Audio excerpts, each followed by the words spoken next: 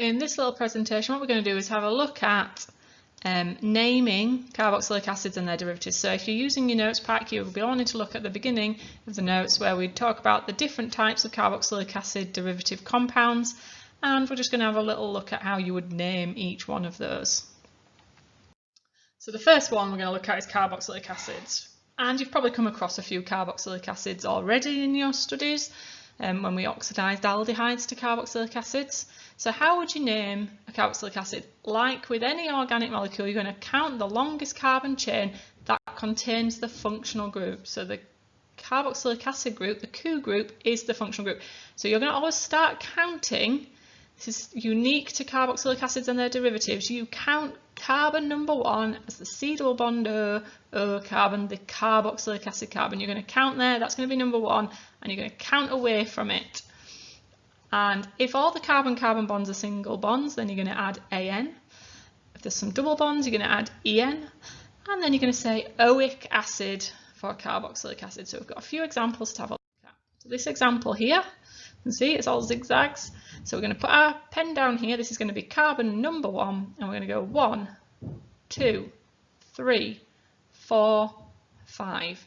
Now, none of these other branches is any longer, so 1, 2, 3, 4, 5, and then I'm going to remind myself of the name for 5, so we go meth, eth, prop, but, pent, it's pent, so 1, 2, 3, 4, 5, pent, and all these bonds here, these carbon-carbon bonds in the 5 carbons, they're all single, so pentan, and it's a carboxylic acid because it's a COOH group, so pentanoic acid. And then I'm going to name any little extra bit, so we've got this little extra bit here and this little extra bit here as prefixes to the name. So I've got a methyl group here on number 1, 2, 3 and a methyl group on number 4 here. So there's 2 methyl groups, so dimethyl on numbers 3 and 4, so 3, 4 dimethyl pentanoic acid. If we get something like this, students often a bit put off by structural formula. Just try drawing it out, and I would always try drawing it out. Never start with brackets. Brackets are more difficult, so I'll start at the other end. I'd draw out the COOH, then I'd join that to a C with a stick with a H. You can see I've done that here, and then I've got 2 methyls in brackets, so I'll just put them on there, and I've drawn it out. And then I'm going to find the longest carbon chain starting from the COOH. 1, 2, 3, prop, single bonds, and propanoic acid with a methyl group on number 2. Now this methyl group is part of the chain, so this methyl group is 2-methyl propanoic acid.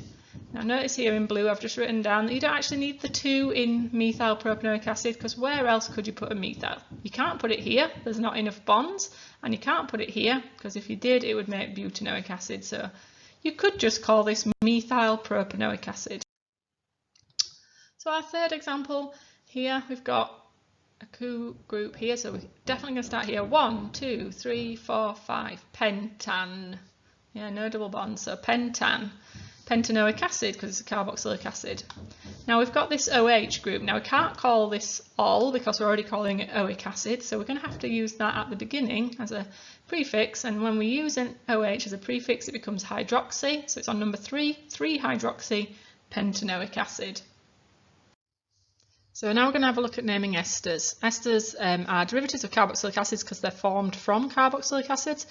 The H of the carboxylic acid that would be here has been replaced by an R group. Now that in the reactions that's often formed from an alcohol. So we've got another R group here, that's a chain of carbons here. So how are we going to name these? Again, we're going to put our pen down on the C double bond O carbon of our carboxylic acid derivative. So where we have the C double bond O next to the O, this is carbon number 1, and we're going to count away from here. We can't count to the right because that goes through an oxygen, so the longest carbon chain must be counting backwards to the left. So we're going to count backwards through the carbon chain, and we're going to add AN if it's single bonds, and then O8 to name it as an ester. So O8, O-A-T-E, O8.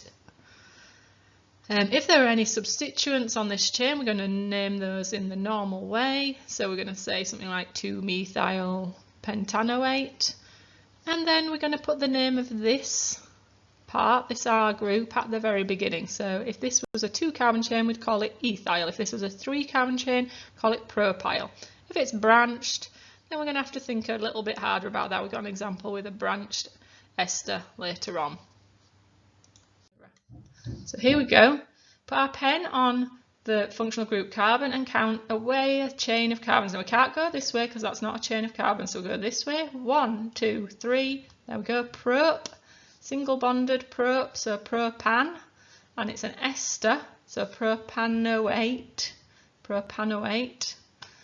There are no substituents on this main chain. This is the main chain, the propanoate. There's no bits sticking off here that aren't just hydrogen, so we've named that bit propanoate. Now we need to name this little bit here, the second R group, and that is an ethyl, so it's a 2-carbon chain, so this is ethyl propanoate, or ethyl propanoate, if you want to pronounce it like that. We've got example number 2. So again, we're going to put our pen down on the COOH group, the C double bond O, and count away. We can't go to the right because that's not a carbon. So we go 1, 2, 3, or 1, 2, 3. It doesn't matter. Still going to be prop, and it's still propanoate. Still a single bonded ester, propanoate. But our main propanoate chain has a substituent here, a methyl group on number 2. So it's 2-methyl propanoate. And then attached to our ester, what is our group here? This is the alcohol that you would have added to the carboxylic acid to form this ester. This here, it's a 1,2 chain, so it's an ethyl. So this is ethyl 2-methyl propanoate. We've got here. So here, this is the carbon number 1 of the ester. So although this side looks bigger, you still have to count from the C double bond OC in all of these carboxylic acid derivatives. So this is 1, 2. So it's ethanoate. So it's a 2-carbon ester, ethanoate. This bit here is branched though. So it's not a prop because it's not 3 in a row. It goes from the O, it's 1, 2 in a row with a methyl group sticking off. So it's a methyl on an ethyl on an ethanoate. Methyl, ethyl, ethanoate. Our next type of functional group is called acyl chloride. Now the OH of the carboxylic acid is a Cl this time. So again, we're going to count the longest carbon chain from this end, from this C here, counting backwards. And at the end, we're going to write anoyl chloride. Anoyl chloride. If there's a double bond, it will be enoyl chloride. Mostly it's going to be anoyl chloride. Here we go, starting from the C double bond O. 1, 2, 3. Propanoyl chloride with a methyl group on number 2. 2-methyl propanoyl chloride, or just methyl propanoyl chloride for similar reasons to the earlier structures. Now this one's just a little bit trickier because you're looking at that and you're thinking that ring's 6, that's really big, but here we've just got 1 carbon. Now you can't go 1 carbon and then say it's joined to 2, 3, 4, 5, 6, 7 because they're in a ring. So the longest carbon continuous chain is just the 1 because that's the functional group. So it's methanoyl chloride with a cyclohexane ring attached. So we call it cyclohexyl methanoyl chloride. And then here we've just got a slightly trickier one. Find the longest carbon chain. We'll go 1, 2, 3, 4, 5. And it's got a double bond now. So it's pent for 5, 3-ene to show the double bond is on number 3. Pent 3-ene oyl chloride for the acyl chloride part. And then we've got a hydroxy group on number 3. 3-hydroxy pent 3-ene oyl chloride. Acid anhydrides. These are a little bit tricky to name, and at A level you won't be expected to name many of these. You'll only be expected to name symmetrical ones where these two R groups are identical, so they're the same side either side, and it's incredibly unlikely that you'll have any substituents on here. We learn about these because they are so useful for making things, particularly when we look at the manufacture of aspirin, you're going to be using an acid anhydride. So it's really important to know about acid anhydrides, although naming them is not essential at A level to the same extent as the other compounds that we've been looking at. So think about what anhydride means to you. Anhydride means without water. So imagine taking an acid, so ethanoic acid I've taken here, taken 2 of them, and I've drawn them sort of next to each other, and I've got rid of water.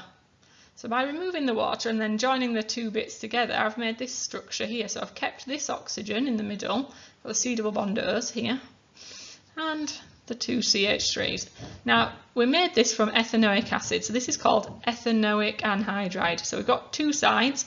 You count one of the longest carbon chains, and because at A level we're going to be symmetrical, it should be the same on either side. So we either go 1, 2, or we go 1, 2, ethanoic anhydride. So naming our acid anhydrides, we're going to look at one side, again starting from the C double bond O, and we're going to count down the carbon chain. Both sides are going to be symmetrical at A level, so you just pick one, either pick the left and count backwards, or pick the right and count forwards. Count the longest carbon chain. If it's single bonded, add AN, and then add oic anhydride to the name. So we've got 1, 2, 1, 2. This is ethanoic anhydride. So either from this side or this side, it's symmetrical, it doesn't matter. Ethanoic anhydride. If you get them in structural formula, just draw them out. You've got 1, 2, 3, 4 in each side, two lots of that, one on each side, joined by this O. So the C double bond O is inside the bracket. 1, 2, 3, 4, C double bond O. And then this little O is just because there's only one O bridging the gap. Yeah, so we've got butanoic anhydride. And our last type of functional group that we're going to look at is called amides. Amides have, next to the C double bond O, an N attached. So again, we're going to put our pen down on the C double bond O, and we're going to count the longest carbon chain, working away from it, and name it, and add the word amide to the end. So if it's 3, it's prop. If it's single bonded, it's an, so propanamide. So as well as regular amides, you might have to name an N-substituted amide. This is where, instead of having hydrogens on this nitrogen, you've got R groups. Now those R groups can be the same as each other, but they could be different. And we're going to have to add something to the name to represent these. So we're going to name the main part of the amide exactly the same way as our original amides, but then we're going to have to add something to the start of the name to show that we've got things attached to the N. And to show that they're attached to the N, instead of having a number, because they're not attached to one of the number of carbons, they're going to have an N dash in their name.